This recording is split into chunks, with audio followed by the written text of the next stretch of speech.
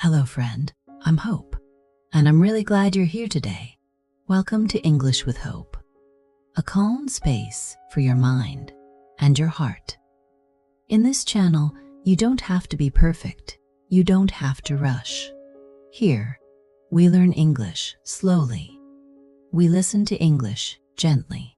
No pressure, no stress.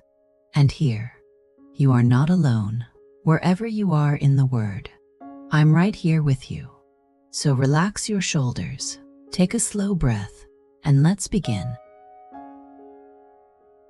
I want to invite you to reflect on your own rhythm for a moment. When you find yourself with an entirely free evening, what is the very first thing you do? Do you quickly reach for your phone, even if there are no new notifications, just to have a screen to look at? Do you find yourself needing the sound of a television or a podcast playing in the background just to make the atmosphere in your home feel a little more full? Do you ever find that when you have no plans, you feel a restless urge to fill the calendar, or a quiet sense of unease that you cannot quite name? If you are nodding your head right now, I want to tell you something very important. You are not doing anything wrong by wanting connection. You are simply human, and we are built to be with others. You are not strange for wanting to avoid the quiet, and most importantly, you are not alone in this feeling. So many of us live with a subtle resistance to being by ourselves. We live in a noisy, fast-moving world, a world that tells us we must always be occupied. We must always be reaching out, checking in, or keeping our focus on someone else. Society often whispers that if we are sitting alone on a Friday night, we are missing out on something vital. It makes us feel as though we are not enough on our own. But that feeling is just a passing thought. It is not the truth. Today, we are going to change how we look at that quiet time. We are going to learn how to be alone and how to actually love it. By the end of our time together today, my hope is that you will feel a deep sense of relief. You will discover a quiet, powerful motivation inside of you. You will see that solitude is not a state of emptiness. It is a profound form of self-care. It is a space where you can finally stop pretending, stop performing, and just breathe. We will slowly shift your mindset. You will realize that being alone is actually your greatest superpower. It is the soil where your deepest roots can finally grow. So, let me gently guide you into this topic. Let's walk into the quiet together, not as a place to hide, but as a place to belong. I remember when I first moved into a new city, it was a place that never seemed to sleep. Millions of people, constant traffic, endless lights. I lived in a small apartment in the middle of a very crowded, busy neighborhood. Outside my window, I could hear the constant hum of life. People talking, cars moving, the rhythm of a city that was always in motion. In the beginning, I loved it. I felt connected to everyone. But as the months passed, I realized that living in such a crowded place had become my favorite way to hide. I would go to busy cafes to work, just so I didn't have to be alone in my own thoughts. I would stay out late in crowded places, even when I was tired, because the idea of returning to my apartment felt daunting. I was terrified of what would happen if the noise stopped. I was afraid that if I wasn't surrounded by the energy of the city, I wouldn't know how to keep my own momentum going. I felt like a young tree that had spent its whole life in a dense, crowded forest. I was used to being pressed up against other trees. I was used to the shade. I thought that if I were ever separated from the forest, I would surely fall. I felt that without the constant activity around me, I would simply lose my shape or my purpose. But then, one weekend, the city went quiet. It was a holiday, and the streets were uncharacteristically still. The people had gone home to their families, and the noise of the quiet traffic simply faded away. I spent those 2 days inside my apartment. I watched the shadows move slowly across the wall. I sat on my balcony and heard the wind for the first time. It wasn't scary. It was calm. I realized that my fear of being alone was actually a fear of the space where no one was watching. I had been leaning on the city for support, but I hadn't been standing on my own feet. I wasn't a tree that needed the forest to stay upright. I was a tree that was finally being given the room to grow its own roots. That weekend, I didn't fade away. I just became more of myself. Why do we run away from our own silence? We often think we are running towards something, a notification, a message, or a social event. But if we are truly honest, we are often just running away from the quiet. We are afraid of what we might hear if we stop talking to the world for a while. When you are constantly distracted, you never have to ask yourself the difficult questions. You don't have to look at the parts of your life that need care or the parts of your personality that are waiting to be explored. Noise is a beautiful mask. It hides your doubts and it masks your fears. But it also masks your potential. Think of your mind like a glass of water that has been stirred. If you keep stirring it, the water remains cloudy. You cannot see through it. But if you let it sit, if you allow the silence to take over, the dirt eventually sinks to the bottom and the water becomes clear again. That clarity is what you are missing when you stay busy. The next time you feel that restless urge to pick up your phone, perhaps you could simply pause just for 3 minutes. You don't need to listen to music or scroll through screens. You can just sit with your own breathing, observing the urge to run and watching it pass by like a light breeze. It is a simple way to realize that the panic you feel is not a storm, but something that will fade if you let it. There is a big difference between feeling lonely and being alone. Loneliness is a feeling of absence.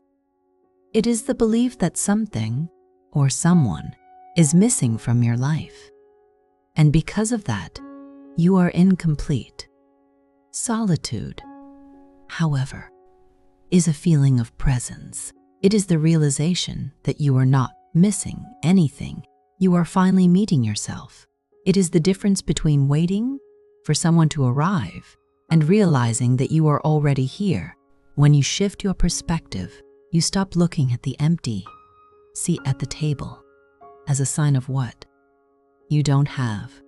Instead, you see it as a space where you can finally sit down, be comfortable, and appreciate the fact that you have your own company. You are the only person who will be with you from the first breath to the last. Is it not a good idea to become good friends with that person? To be alone is to cultivate a friendship with yourself. It is about learning what you actually like, what makes you laugh, and what you want for your future, without the influence of anyone else's opinion. You might find it meaningful to take yourself on a solo date. Just you, a notebook, and a drink you enjoy, at a favorite park or cafe. You aren't waiting for anyone else to arrive. You are simply allowing yourself to be the main character of your own quiet afternoon.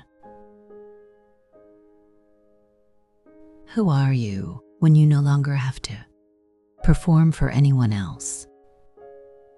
We all wear many masks during the day. We are the helpful colleague, the attentive friend, the polite neighbor, the family member who tries to be exactly what is expected. We are constantly adjusting our faces, our words, and our energy to match the person we are with. This constant performing is exhausting. When you are alone, the audience disappears, the stage lights dim. You are no longer required to smile if you are tired, or to speak if you want to be quiet. This is where your true shape begins to emerge. In the safety of your own company, you can discover your real voice. You might find that you actually love things you thought you had to dislike, or that you have opinions you were too afraid to share. This is the beauty of solitude. It is the only time you are truly free from the expectations of the world. It is not about hiding from people. It is about reclaiming the energy you spent trying to impress them. You are a unique individual with your own rhythm, your own style, and your own specific magic. When you stop performing, you finally start living. Sometimes it is helpful to set aside an hour where you have no goals at all. No cleaning, no studying, no planning, simply doing whatever your heart feels like in that moment. Perhaps drawing, or napping, or staring at the clouds. Gives you the grace of simply existing, without any purpose other than being yourself. Your mind should be a sanctuary, not a battlefield. Many of us avoid being alone because we are afraid of our own inner critic. We are afraid that if we sit in the silence, our mind will start pointing out every mistake we have ever made. We treat ourselves like we are the enemy, constantly correcting, judging, and pushing. But what if you changed your internal language? What if, when you were alone, you spoke to yourself the way you would speak to a dear friend? If your friend came to you feeling overwhelmed, you would not criticize them. You would offer them a warm drink. You would tell them it is okay to rest. You would be gentle. Building a safe place to land starts with simple kindness. It starts with replacing the harsh, "I should have done better," with a soft, "I did the best I could." It is about acknowledging that you are a work in progress. When you treat your inner voice with compassion, the silence stops being a place where you are attacked. It becomes a place where you are supported.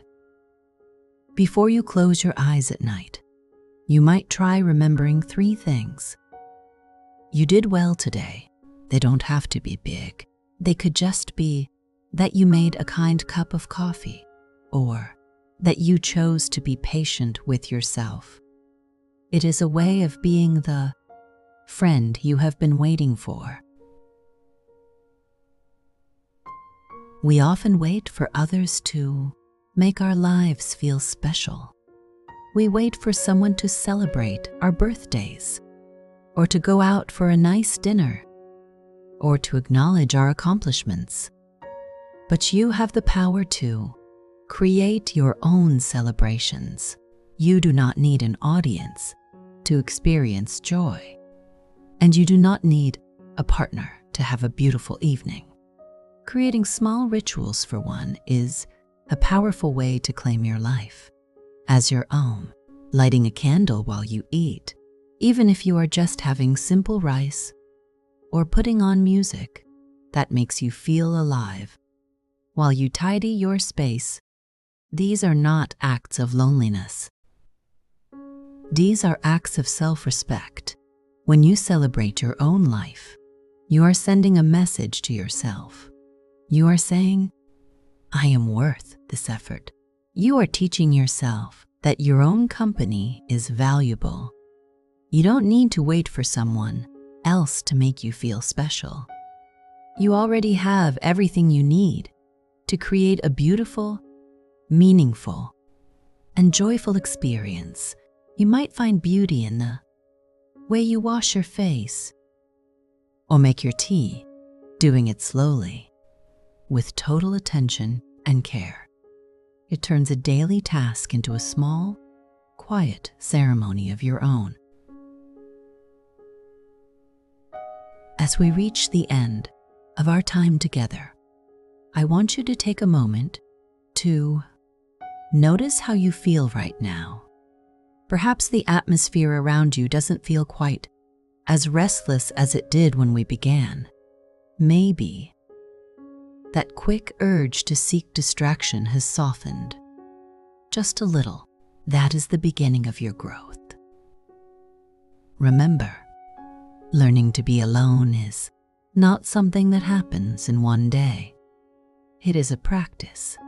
It is like planting a seed in the garden of your life.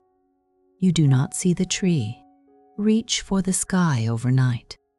You only see the quiet work of roots growing deep, unseen, beneath the surface. Each time you choose to sit in the stillness, each time you choose to be kind to yourself, you are watering those roots. You are building a strength that cannot be taken away by external circumstances.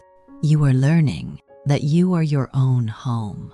When you carry that feeling with you, that deep sense of peace, you will find that you can walk into any room or any crowd and still feel grounded.